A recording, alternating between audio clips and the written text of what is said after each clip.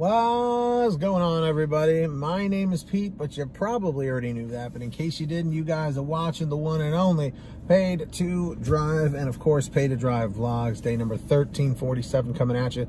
Hope you are all having a great one out there. And ladies and gentlemen, if you drive for apps like GrubHub, DoorDash, Uber Eats, Postmates, just kidding. Remember that? Nah, Postmates is part of Uber Eats. But if you drive for any of these apps or others, this is the channel for you to stay up to date with what is going on in the gig economy, everybody. That is correct. Get started right now. Hit that free red subscribe button down below. Turn on that notification bell so you're always notified when I make a new video. And of course, if you wouldn't mind, hit that like button down below. Just lets YouTube know I'm doing a good job. Let's set the goal at 150 and let's jump on into this. Bit of a lengthy email, so you may want to get yourself a snack, maybe a drink, and let's jump on into this. So this comes from Cheryl. Everybody say thank you to Cheryl in the chat or in the comments. So she goes, "Hey Pete, I was listening to your recent post about the poor profit margins for DoorDash, or insert your service of choice here like GrubHub or Uber Eats, and possible end of outsourcing delivery services. While drivers may be the biggest expense of delivery services, which I don't believe, and I'll address that later, they are the main component of the service. No drivers means no delivery, and no money in DoorDash's pockets. Similar to a grocery store. If they had no food, their doors would close. I won't address the little robot cars because they are that far in the future, not the now in most markets." So I do agree with Cheryl in this so far. Restaurants are not going to be in a rush to get their own drivers as profit, most likely corporate office. They are required to pay benefits, healthcare, dental, etc. to those individuals if they are full-time employees. If they classify these workers as part-time, many companies offer benefits to those employees as well. No matter what the classification is, they will have to pay taxes, maybe clothing expense, and either have to purchase vehicles for those drivers and incur the costs of insurance, registration, etc., or have the cumbersome task of reimbursing these drivers for the mileage and wear and tear on their vehicles. Now keep in mind, like Domino's drivers, Papa John's drivers, those drivers use their own cars, and have to use their own gas and stuff too. I don't know if they're reimbursed, but that's a pain in the neck. Let's see. Sorry, I lost my spot. This is not a cost-effective route for any of these companies. The payment to DoorDash does not outweigh the expense they would incur by supplying their own drivers.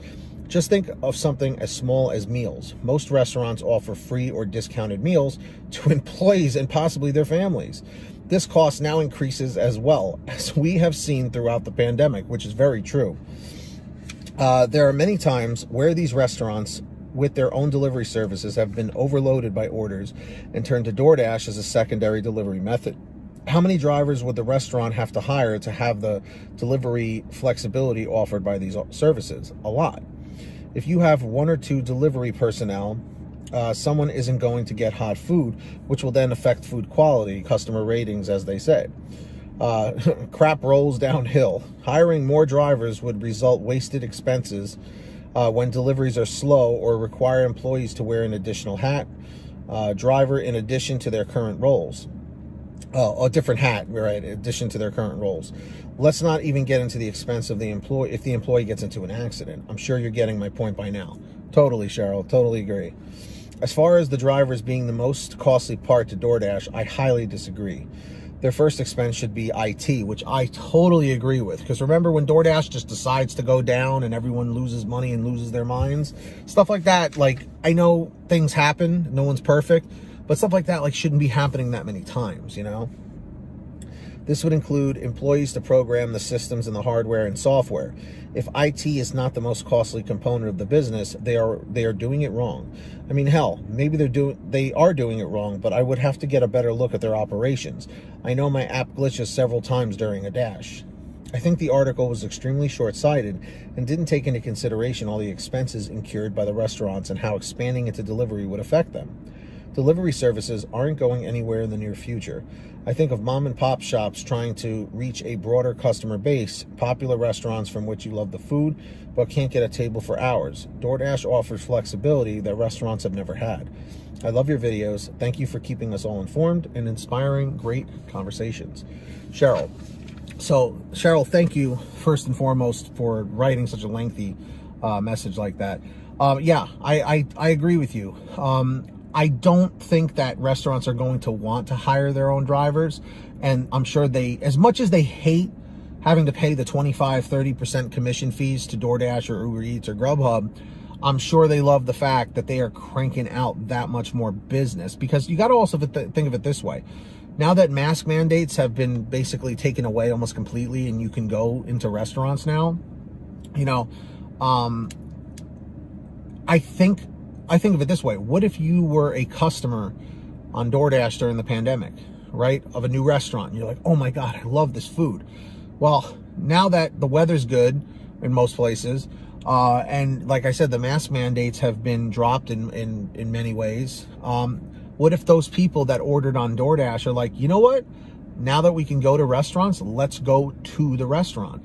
So now the restaurant has new customers that were old customers just from ordering takeout. But now they're physically showing up and spending their money there. So now these restaurants are going and getting the business like they were before all the apps ever existed and before the pandemic existed, you know? So there is a positive side to that.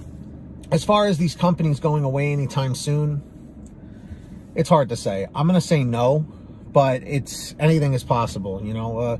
Some companies can just go belly up out of nowhere. So we'll see what happens. But I think for now, we're good. I don't think we have to be too concerned or worried. So if you guys ever want to send me anything like Cheryl did, send me an email at paytodrivestories@gmail.com.